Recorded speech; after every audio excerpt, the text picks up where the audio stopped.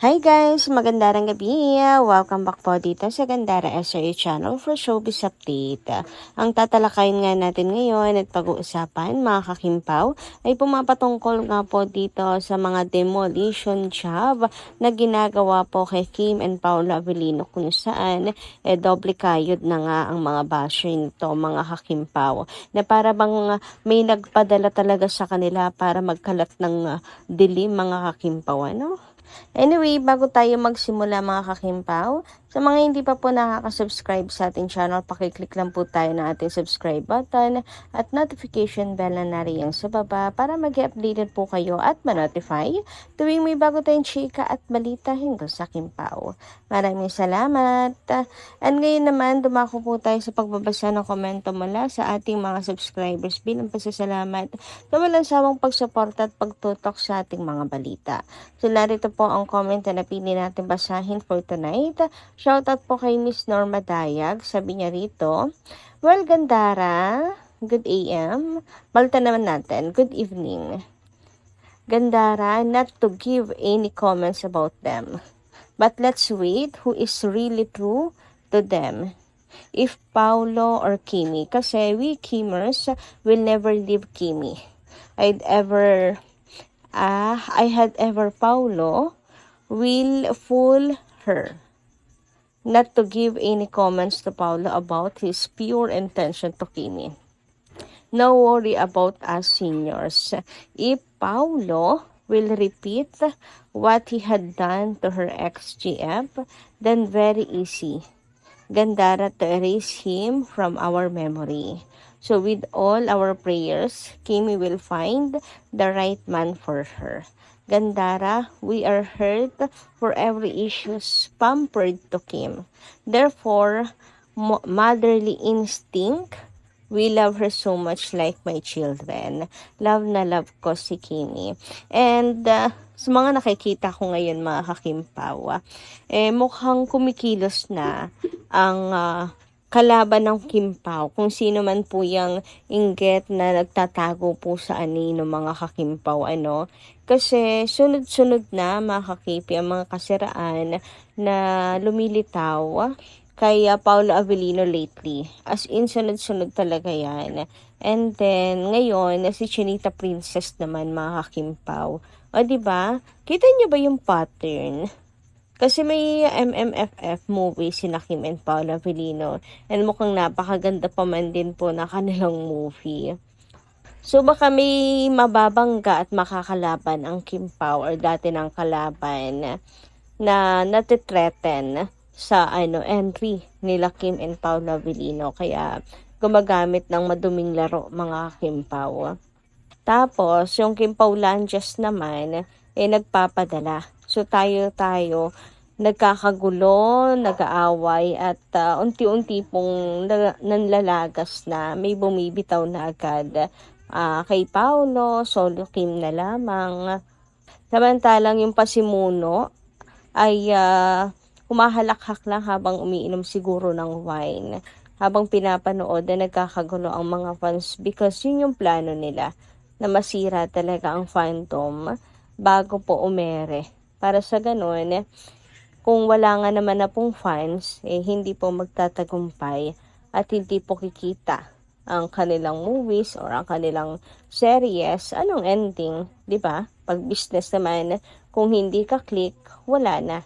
Hindi na kayo pagpapartnerin or separate ways na kayo. So, yun yung nakikita ko sa ngayon, mga kakimpaw. Yun na may akin lang, mga kakipi. So, yun yung nakikita ko dito. So, kayo po ba? Anyway, thank you so much po, Miss Norma Dayag, sa inyo pong komento at pabuhay kayo. And ngayon naman, dumako na po tayo at pag-usapan ng mga topic natin para po sa gabing ito. At unahin na natin pag-usapan ang tungkol nga po dito sa isa pong write-ups tungkol kay Kimi na meron nga daw pong tarot reader na nagsabing mabubuntis daw si Kim pero walang kasal. Ay, dyan tayo big no. Kasi alam natin si Kimi, mga Kimpaw, talagang no live-in, no baby hanggat hindi kasal. So, sabi dito, Kim Chiu at Paolo Avellino, eto, masaya ngayon sa relasyon niya. mas pinili niyang mas hindi magsalita. Tahimik lang at medyo malaki ang pinagbago. Ang nabasa ni Mamu Gloria Escoto sa barahan ni Kim Chiu. Si Mamu Gloria ang tarot reader na kaibigan ng vlogger, stand-up comedian at host na si Romel Chica, na madalas niyang hinga ng update bago magsimula ang taon, and so far ay nagkakatotoo ang mga nababasa nito sa kanyang mga baraha. Pagpapatunay ni Mamu, dito sa cards, si Kim mukhang stress pero masaya. Parang mayroon siyang pinagdaraanan ba, pero okay siya sa pag-ibig. Wala siyang problema at masaya siya. Say ni Romel Chica, hindi natin alam kung sino ang boyfriend. Siyempre, i-assume na lang natin na si Paula Avellino. Dito, sabay turo sa card. Hirit ni Mamu kung si Paulo mas matanda ba sa kanya yon. Oo, sagot ni Romel Chica. Pero kung si Paula Avellino, yung sa edad ng cards nito, hindi eh. Sabay iling. Pero masaya si Kim. Ngayon, tahimik. Pinili niya huwag magsalita kahit parang maraming tinatanong sa kanya. Mas pinili niyang huwag nang sumagot. Parang ang katwiran niya, kung ano yung nakikita nyo, yun na yun.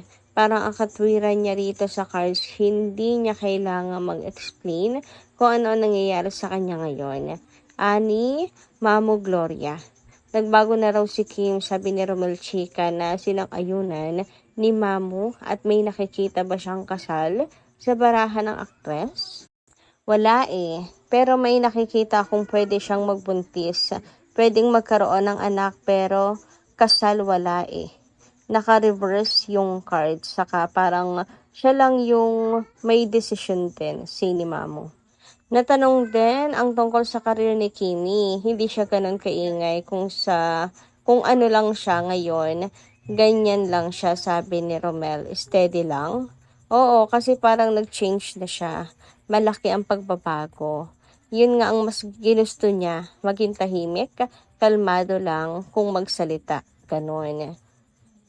Nabasa ring may katampuhan ngayon si Kim na malapit sa kanya hanggang katampuhan lang daw naman at mawawala rin in the end. Ito, lalaki ang katampuhan pero magkakaayos din sila sa ad ni Mamu. So, sino kaya yan mga kakimpaw? So, based naman doon pala sa tarot na yon, may kakayahan si Kim magbuntis pero walang kasal. Magkakaanak at magkakaanak si Kim kahit hindi kasal. So ayun mga kakimpaw, 'di ba? Sinabi ko naman na sa intro na sa big no tayo dyan dahil tayo nga po ay malakas ang paniniwala kay Kimi. Pero nakapagpa-preserve na po ng eggshell si Kim. So siguro ang ibig sabihin dito ay matandang dalaga si Kim, ganun. Pero nakakasad naman mga kakimpaw na hindi si Paula Avellino nakikita na jowa ni Kimi. Pero yung mga descriptions, mga kakimpaw, na tahimik na ngayon si Kim, gusto niya na lamang po ng private life, na mas nag-matured ngayon si Kim, what you see is what you get, mga ganyang bagay. Lahat po yan ay tumutukoy kay Paula Avellino. So siguro na mali lang ng basa or interpretasyon sa card itong tarot na to mga kakimpaw. Kasi pumapatungkol kay Pao, tapos mamaya hindi. Tapos mamaya papatungkol na naman kay Pao, tapos mamaya hindi. 'Di ba? Nagkakamali din ba sila dyan mga kakimpaw ng basa? Yung tama naman yung card pero namali lang ng interpretasyon, parang gano'n. Anyway, solid Kim pa rin po tayo. Solid Kim Pao pa rin po tayo. Ano man mga hula na yan at nakikita sa future ni Kim and Paula Avellino. Abay, solid at tayo po'y kakapit sa kanila at makikipagpusta. Anyway, dumako naman tayo ngayon dito sa mga demolition job na nangyayari mga kakimpaw kay Kim and Paula Avellino kasi sunod-sunod na nga. Sabi nga dito, grabe naman yung mga demolition job na yan. Dati si Boy ang may secret girlfriend, ngayon bumaliktad. Si girl ang may secret boyfriend. Nakakatawa na kayo. Hindi ba masaya buhay nyo para siraan ang ibang tao? O, diba? Meron din pong ibang nakakapansin, mga kakimpaw talaga. Tulad ng napansin ko nga na, bakit kaya sunod-sunod ngayon yung paninira kay Paula Avellino? As in, sabay-sabay at sunod-sunod.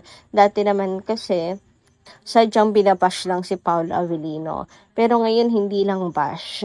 Talagang eager po na sirain ang pangalan ni Pau at malagas po ang Kim Paulantias.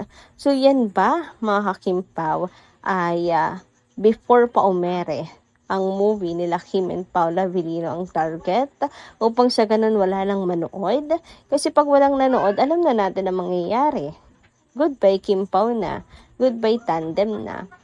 Kaya ayun, napag-isip-isip ko, mga kakimpaw, na marahil nga ay demolition job lang po ang nagaganap, mga kakimpaw. Ano?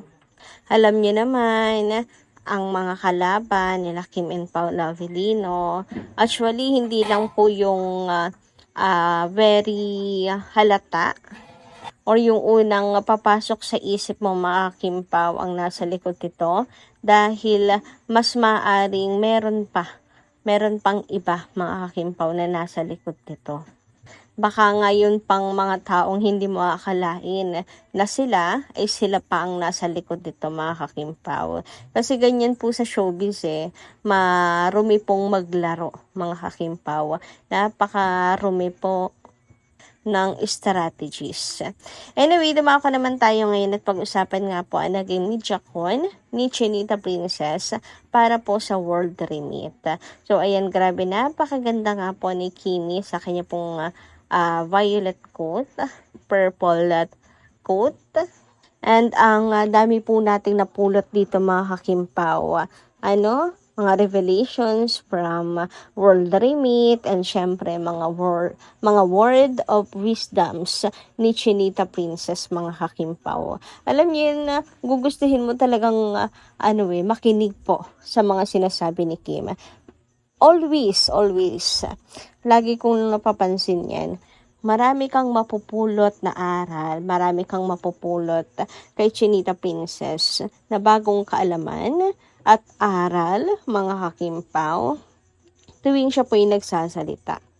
Punong-puno nga rin po kasi siya ng word of wisdom and humbleness, mga kakimpaw.